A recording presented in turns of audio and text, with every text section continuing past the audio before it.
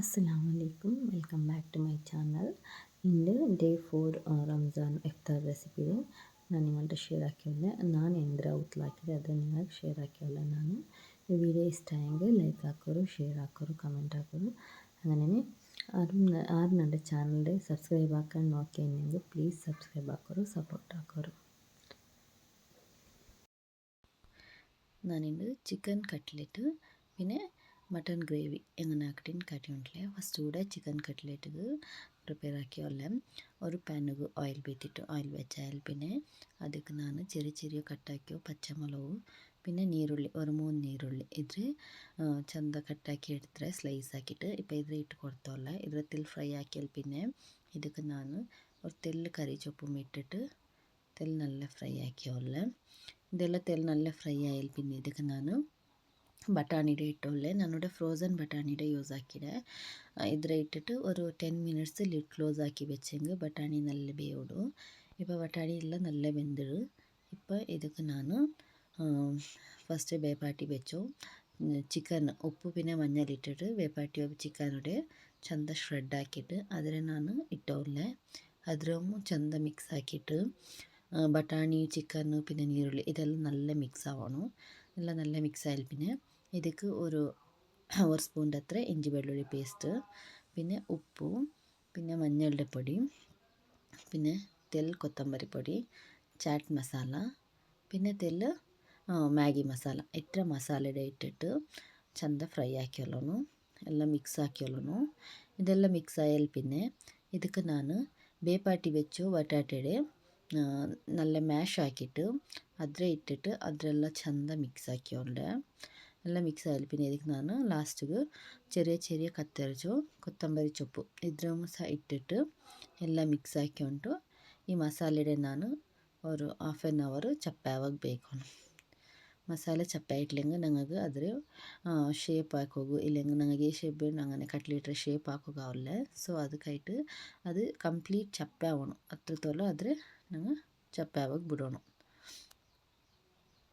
ഇപ്പോൾ ಕೊತ್ತಂಬರಿ ಸೊಪ್ಪೆಲ್ಲ ಇಟ್ಟಿಟ್ಟು ಮಸಾಲೆ ಎಲ್ಲ ಮಿಕ್ಸ್ ಹಾಕಿಟ್ಟು ಆಯಿಡು. ഇപ്പോൾ ഇത് ನಾನು ಗ್ಯಾಸ್ ಆಫ್ ಹಾಕಿಟ್ಟು ಚಪ್ಪಾವಾಗ ಬಿಟ್ಟೋಲ್ಲ. ഇപ്പോൾ മസാല ಕಂಪ್ಲೀಟ್ ಚಪ್ಪಾಯಿಡು.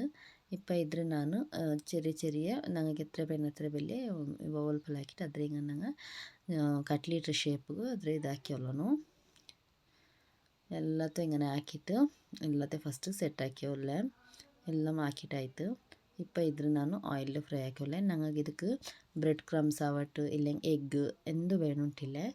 വെറും അങ്ങനെമേ ആക്കുകയുള്ളൂ. പാനിಗೆ ಆಯಿಲ್ ಬೇತಿಟ್ಟು ಅದು ಆಯಿಲ್ വെച്ചാൽ പിന്നെ ಒಂದೊಂದೇ ಕಟ್ಲೆಟ್ರೆ അതിൽ ഇട്ട് കൊടുക്കണം. ഞങ്ങൾ അത്ര ഉണ്ടിൽ സ്ലോ ആക്കിയിട്ട് ഫ്രൈ ആക്കിയോളൂ. ഗ്യാസ് എപ്പോഴും മീഡിയം ഫ്ലെയിമിൽ ഇരിക്കണം. ഹൈ ആയെങ്കിൽ അത് കരിഞ്ഞു പോകേണ്ട ചാൻസസ് ഉണ്ട്. സോ ഞങ്ങൾ എല്ലാം മീഡിയം ഫ്ലെയിമിൽ വെച്ചിട്ട് എല്ലാത്തും ഫ്രൈ ആക്കി എടുത്തോളൂ. ഒരു സൈഡ് നല്ല ഫ്രൈ ആയാൽ പിന്നെ ഞങ്ങൾ 2 സ്പൂണ് ഇങ്ങനെ പൊടിച്ചിട്ട് അതിൽ ഞങ്ങൾ മറിച്ചിട്ട് ಇನ್ನೊಂದು സൈഡും ഫ്രൈ ആക്കിയോളൂ. ನಾನು ನೋಕರು നല്ല ಫ್ರೈ ಆಯಿಡು. ನೀವು ಕಾಣೋ ವೀಡಿಯೋತ್ಲು ನಡೆ ಇದು നല്ല ಫ್ರೈ ಆಯಿಡು. ഇപ്പോൾ 2 സൈഡും ഫ്രൈ ആക്കിയിട്ടായിട്ട് ഇപ്പോൾ ഇത് റെഡി ആಯಿತು. ഇപ്പോൾ ಮಟನ್ ಗ್ರೇವಿ ಹೆಂಗೆ ಹಾಕ್ತೀನಿ ಕಾಟಿಯೋಂಟ್ಲೆ. ಮಟನ್ ಗ್ರೇವಿ ಭಾರಿ ಈಸಿ ಆയിട്ട് സിമ്പിളായിട്ട് ആക്കിയിടെ ഞങ്ങൾക്ക് ഇഷ്ടമാവും. നിങ്ങൾ ഒരിക്കൽ ട്രൈ ആക്കോರು. ഫസ്റ്റ് കൂടെ ഞാൻ ഒരു പാനിಗೆ ಆಯಿಲ್ ಬೇತಿಟ್ಟು ಅದಕ್ಕೆ ഒരു തെല്ല് ചക്ക ലവംഗ പിന്നെ തെൽ സോപ്പു പിന്നെ തെല്ല് നല്ല മുളക് ഇത്രയുടെ ഇട്ടിട്ട് തെൽ ഫ്രൈ ആക്കിയിട്ട് ಅದಕ್ಕೆ ನಾನು ನೀರುಳ್ಳಿ ಟೊಮಾಟೆ ನಾನು ಅರ್ಜೆಂಟ್ ನೀರುಳ್ಳಿ ಯೂಸ್ ಹಾಕಿಡೆ പിന്നെ ಅರ್ಜೆಂಟ್ ಟೊಮ್ಯಾಟೊ ഇത്രയുടെ ചന്ത ചെറിയ മുറിച്ചിട്ട് അതിലെല്ലാത്ത ഇട്ടിട്ട് നല്ല തെൽ ഫ്രൈ ആക്കിയോളൂ. ചുമ ഫ്രൈ ആവുന്നിട്ട് വേണ്ട. തെൽ ഫ്രൈ ആയാൽ പിന്നെ ಅದಕ್ಕೆ ನಾನು ಕೊತ್ತಂಬರಿ ಸೊಪ್ಪು ಪುದೀನ ഇത് എല്ലാം ഒട്ടിಗೆ ഇട്ടിട്ട് എല്ലാത്തും തെല്ലിന് ഫ്രൈ ആക്കിയോളെ. നിങ്ങൾക്ക് വേണമെങ്കിൽ ഇഷ്ടമെങ്കിൽ ಕ್ಯಾಶ್ಯೂ ಆ್ಯಡ್ ಹಾಕ್ಯೋಲ್ಲ. ಬಟ್ ನಾನಿവിടെ ಕ್ಯಾಶ್ಯೂ ಇಟ್ಟಿಲ್ಲ. ಬೇರೆ ಇത്ര ಮಾತ್ರ ಇಟ್ಟರೆ ನೀವು വേണമെങ്കിൽ ಕ್ಯಾಶ್ಯೂ ಆ್ಯಡ್ ಹಾಕ್ಯೋಲ್ಲ. ಎಲ್ಲದನ್ನು ಒಟ್ಟಿಗೆ ಫ್ರೈ ಹಾಕ್ಯೋಳನು.